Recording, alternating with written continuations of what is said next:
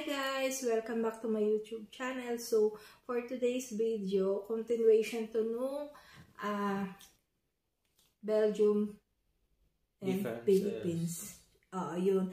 May part 1 ako nito, naka-upload sa dito sa YouTube channel ko. So, ito is part 2, continuation na meron pa kasi kaming ibang mga ibibigay na mga pagkakaiba kung bakit namin gusto dito and kung bakit namin gusto rin sa Pilipinas. So, unang-una is yan, si Tristan. Transportation dito mas better and mas consistent siya. Like, yung mga bus, mas mabilis siyang makarating. Like, and mas madali siyang i-access. Kesa sa Pilipinas na matagal, hindi naman matagal, but iba kasi yung traffic ikot ng traffic dito sa ikot ng traffic sa Pilipinas. Yun. And mura siya. Once na student ka, ang binayaran lang namin sa buong isang taon, 15 ba o 13 lang? 15 kasama yung card pag una. 15. Pag una pa lang 15. Pero kasi nga naka-card kasi yun, tinatap-tap lang. Pero pag nag-renew ka na after 1 year, 12 na lang siya. So, yun nga, mura lang siya na, pang isang taon na, only na yun, kahit saan ka magpalipat-lipat na 3 transpo, either metro, bus, or tram. Lahat yun. I think, sabi ng kaibigan ko kasi siya Pilipina yun, nandito rin siya sa Belgium. Nung last year, 23 years old pa lang siya. 12 lang din yung binayaran niya. So, meaning to say, until 23 years old, 12 euro lang yung pinaka-transpo sa card. Hindi katulad ko na regular parang above na siya sa 23, 48 euro per month lang. Per month. Kaya, times 12. 4. Times 4? No, times 12. So, yun nga, kung sa akin, katulad ko na regular yung bayad, parang papatak siya ng 600 per year sa card na yun. Ito siya, ito yung card. Pakita ko yung sample. And by color din siya. Orange pag student yan. And may picture din siya. May cover na din. May cover na rin siya. Lahat na yan kasama. Tapos, hindi ka maghihintay ng 1 week or hindi ka na pababalikin na, balikan mo na lang sa gantong oras, sa gantong araw. Hindi. Once na nagpunta ka doon, automatic, meron na dire-diretso. Basta kailangan mo lang mag-show ng valid ID. Oo, yun. Hindi valid ID, yung ini-scan nilang picture mo. 1 by 1 na picture. So, yun din. Tapos, once na... Hindi, yung information mo. Sa bagay. Nung una nagpakita ka nga ng passport. Tapos, dito, meron ding application na ganun. Asan yung phone mo na? Yung app na makikita mo yung bus kung ilang minutes na lang dadaan sa pinakamalapit na station sa inyo. So, hindi mo kailangan magmadali, lalo na pag malamig sa labas. Hindi mo kailangan maghintay ng matagal sa hintayan. Hindi mo kailangan maghintay ng matagal sa hintayan. So, yan. Ilalagay mo lang dyan kung anong line yung ng bus yung hihintayin mo. Yan. Okay na, nakita na yan. Kung anong line ng bus, so, makikita mo dyan kung 3 minutes na lang ba, dadaan na siya, or 5 minutes. So, doon ka palang mag-start na lumabas, maglakad, para pagdating mo doon, halos sabay lang kayo ng bus. Hindi ka na mag-iintay kasi lalo pag winter, super lamig sa labas. Although meron naman siyang cover yung hintayan, pero hindi ganun ka-secure yung cover niya. So, yun yung isa rin sa maganda dito. And ang isa rin sa maganda is, pagka student na nag-aaral, meron silang monthly allowance na sa pera natin siguro nasa 15. And hindi yung pinipili. Kahit na stranger ka dito, kahit na foreigner ka, once basta na nag-aaral ka. Nag-aaral ka, and once na lista o naka-registered ka, meron yun. May ibinibigay sila na monthly yun ha. Monthly as in monthly.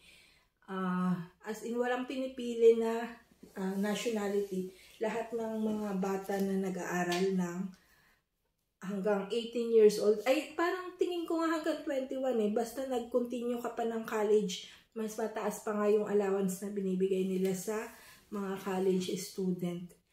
Tapos, ano pa ba? Tapos, dagdag ko pa dito rin na may mga agency ba tawag dun na? May mga agency na tutulong sa'yo para makahanap ka ng trabaho. Libre lang yun.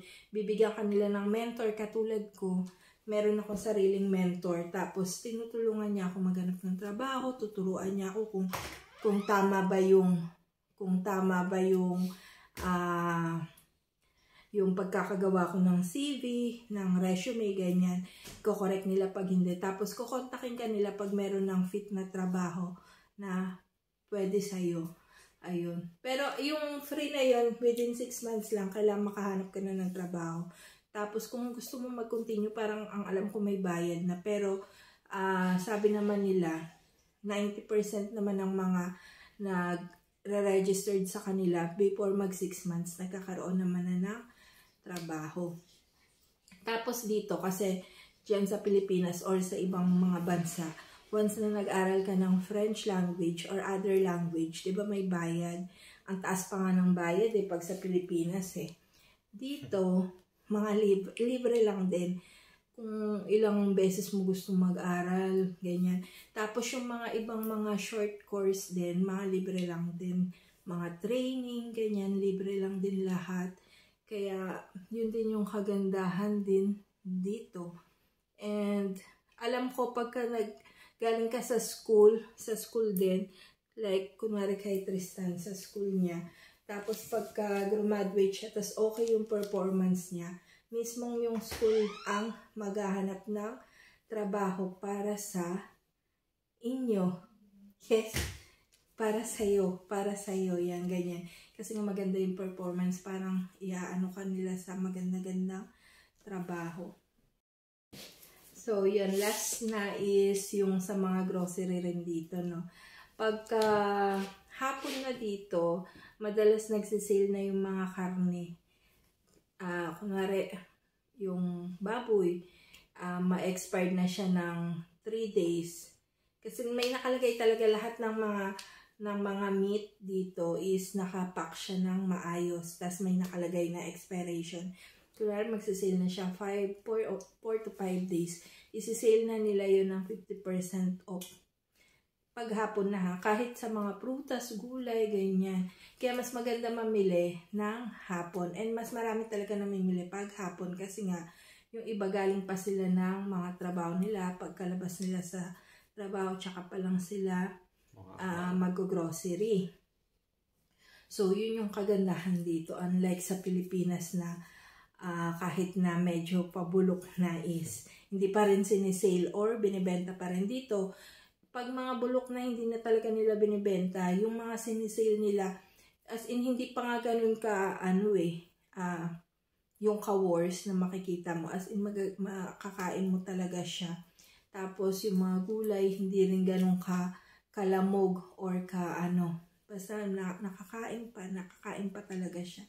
So, yun lang yung mga magaganda rin na nakita namin din dito kahit papano hindi rin naman ganun sa Pilipinas. Pero, syempre, uuwi rin kami. In the end, pipiliin din namin kung saan kami nanggaling, di ba? Kasi sa weather din dito, hindi rin ganun kaganda. One day aaraw, one day hindi malamig, tas biglang next day malamig na, or sa morning mainit, pagdating ng hapon na super lamig na ulit, ganun. Hindi siya consistent yung weather, nag-iiba-iba talaga siya. So sa mga ganitong bansa, nakakapraning talaga. Pero kung magpapapraning ka, mapraning ka talaga. Pero syempre, kahit paano magkasama naman kami ni Tristan, Hindi naman din kami napapraning. Kami lang dalawa nagpapraningan sa isa't isa. Pero okay na rin yun. So, yun. In the end, pag nakaipon, and balak din namin umuwi, syempre, dyan din, masaya sa Pinas. Nakakamiss din yung paglabas mo ng bahay. May mga kapitbahay ka na, may mga marites na dito.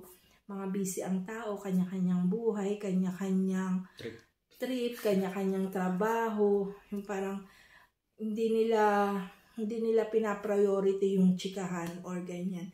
Priority nila magtrabaho kasi nga lahat ng bills matataas at lahat halos dito binabayaran. So, taas pa ng tax. Ayun. And isa ang Belgium sa pinakamataas ang tax sa Europe. Ang Belgium talaga. Ang Belgium talaga ang number 1 na mataas ang tax. Kaya kung hindi ka talaga magtatrabaho, sa dami ng bills dito. Ngayon ko talaga na-realize nung nandito na kami, oh my God.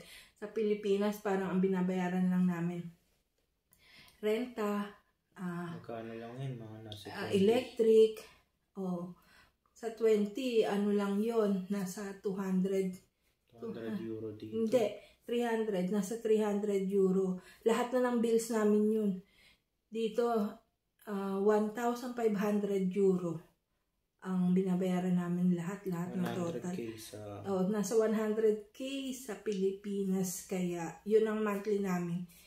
Tapos asawa ko lang ang may ganun kasi wala man akong income pa, wala pa akong trabaho. So, napakabigat talaga. Kaya sinisikap ko rin na magkatrabaho na at sinisikap ko rin matuto ng salita dito kasi nga yun din ang labanan dito eh. Once na wala ka talagang alam, hindi mo talaga tulungan yung sarili mo. Mahirapan ka talaga rin makahanap. Hindi katulad sa ibang mga bansa na English talaga rin yung salita. Kahit nababarok-barok ka. Kaya dito pag hindi mo talaga alam yung salita nila, mahirap makipagsabayan. Kaya sinisikap ko rin na matuto kahit papano. Hindi man ganun ka-fluent, kahit maintindihan at makapag-response man lang ako, okay na sa akin yun. And kahit papano naman, natututo naman ako kahit papano. So, yun lang guys. Thank you for watching. Bye!